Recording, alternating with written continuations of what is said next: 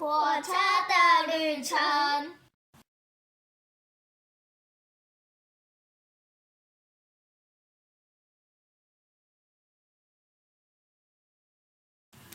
有一天，音乐号在经过屏东的路上，发现了彩虹号。你怎么中暑了？我们去买冰淇淋。好，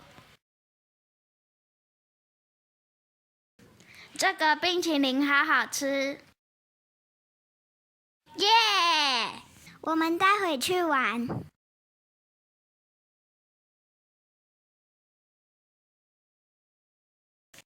我想去上面看看。你搭猫咪的，我搭茶壶的。没问题。于是他们搭上了热气球。从上面看下去的风景好漂亮。我们等一下去爬山。OK， 好好玩。哈哈。那我们往那边走。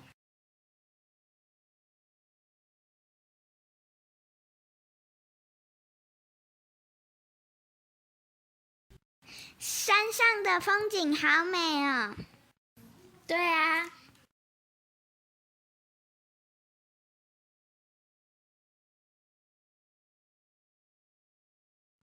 他们在草地睡着了。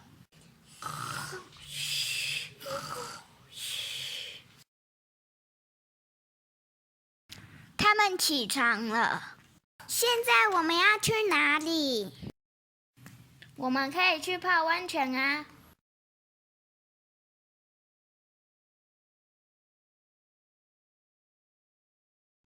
好舒服哦。我想去泡玫瑰池。我想喝味噌汤。我也要喝。我好累哦。那我们去帐篷里睡觉吧。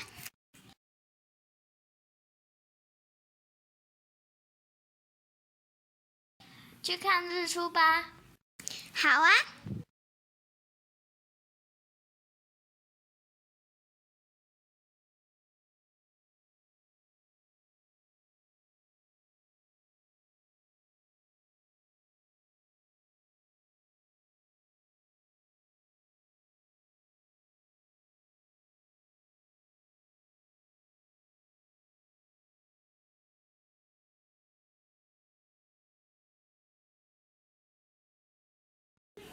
水里面什么都没有啊。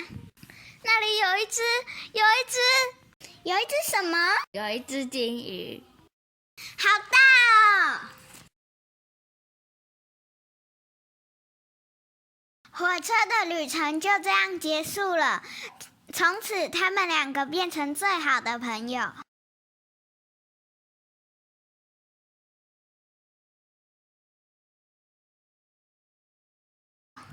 谢谢收看。